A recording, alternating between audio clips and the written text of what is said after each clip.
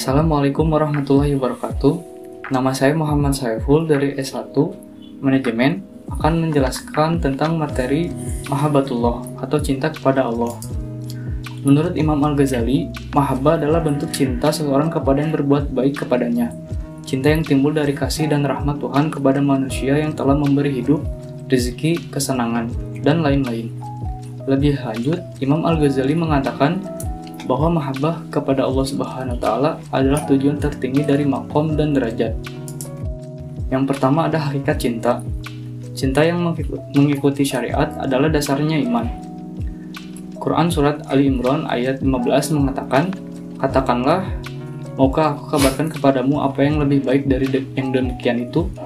Bagi orang-orang yang bertakwa tersedia di sisi Tuhan mereka surga-surga yang mengalir di bawahnya sungai-sungai.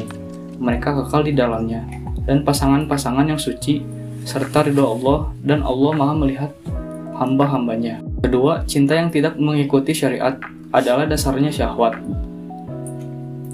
Quran Surat Ali Imran ayat 14 mengatakan, dijadikan tampak indah adalah pandangan manusia cinta terhadap nafsu, berupa wanita-wanita, anak-anak, harta benda yang bertumpuk dalam bentuk emas dan perak, kuda pilihan, hewan ternak, dan sawah ladang. Itulah kesenangan hidup di dunia, dan di sisi Allah lah tempat kembali yang baik. Selanjutnya ada ciri-ciri cinta. Yang pertama adalah selalu mengingat-ingat. Quran Surat An-Anfal ayat 2 mengatakan, sesungguhnya orang-orang yang beriman adalah mereka yang apabila disebut nama Allah, gemetar hatinya. Dan apabila dibacakan ayat-ayatnya kepada mereka, bertambah kuat imannya dan hanya kepada Tuhan mereka bertawakal. Yang kedua, mengagumi. Quran Surat Al-Fatihah ayat 1 mengatakan Bismillahirrahmanirrahim, dengan nama Allah yang maha pengasih, maha penyayang. Lalu ada ridho atau rela. Quran Surat At-Taubah ayat 61, dan di antara mereka orang munafik, ada orang-orang yang menyakiti hati Nabi Muhammad dan mengatakan Nabi mempercayai semua apa yang didengarnya. Katakanlah, dia mempercayai semua yang baik bagimu. Dia beriman kepada Allah, mempercayai orang yang mukmin, dan menjadi rahmat bagi orang-orang yang beriman di antara kamu. Dan orang-orang yang menyakiti Rasulullah akan mendapat azab yang pedih. Lalu ada siap berkorban. Dalam Quran Surat Al-Baqarah ayat 207 mengatakan, dan di antara manusia ada orang yang mengorbankan dirinya untuk mencari keridhaan Allah, dan Allah maha menyantun kepada hamba-hambanya. Lalu ada takut dan mengharap. Dalam Quran Surat Al-Anbiya ayat 90 mengatakan, maka kami kabulkan doanya dan kami anugerahkan kepadanya Yahya, dan kami jadikan istrinya dapat mengandung.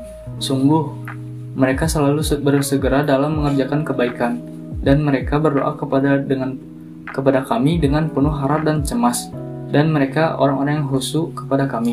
Lalu yang terakhir, menaati.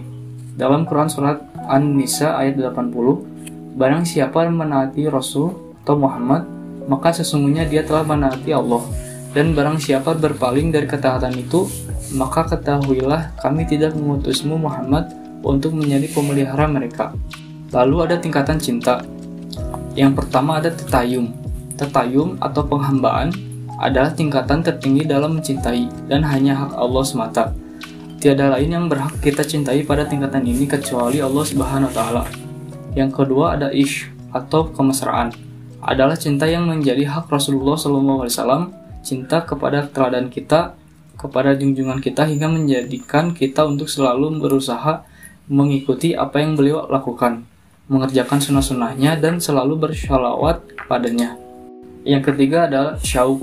Syauq atau kerinduan adalah cinta antara mukmin dengan mukmin lainnya, namun lebih dekat secara kekeluargaan.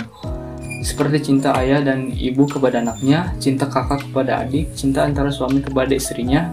Karena cinta itu jugalah manusia saling berkembang meneruskan keturunannya. Pada tingkatan inilah cinta kita terhadap sesama keluarga. Lalu ada syababah.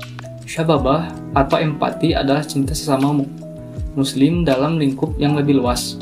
Walau tak saling mengenal, tidak ada kedekatan secara darah, daerah, bahkan bangsa sekalipun, namun dipersatukan oleh kalimat tauhid, yaitu la ilaha illallah.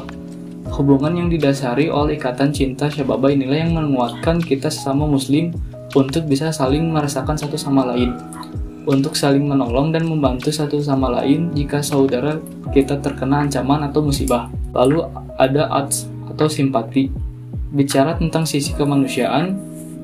Jadi pada tingkatan ini adalah bagaimana kita bersimpati kepada sesama manusia tanpa melihat apapun suku, bangsa, bahkan agamanya sekalipun. Maka jika dia dalam kesulitan, maka alasan sesama manusia cukup bagi kita untuk memberikan bantuan serta pertolongan padanya. Lalu, akalah adalah tingkatan terendah dalam tingkatan-tingkatan cinta. Akalah ialah cinta yang tidak begitu dalam, yakni hubungan biasa. Bisa saja cinta terhadap harta benda dan kehidupan duniawi yang hanya bersifat sementara. Lalu ada kezaliman cinta. Kezaliman cinta menggambarkan siapa dan apa saja yang patut dicintai dan yang patut dibenci. Cinta kepada Allah berarti juga mencintai siapa-siapa yang dicintai kekasih Allah, dan mencintai apa saja yang dicintai kekasih Allah. Mencintai siapa dan apa yang dicintai Allah ini akan menghasilkan wala atau loyalitas kepada Allah. Sebaiknya apabila membenci siapa saja yang dibenci kekasih Allah dan membenci apa saja yang dibenci kekasih Allah akan menghasilkan bara atau melepaskan diri dari segala perbuatan kufur.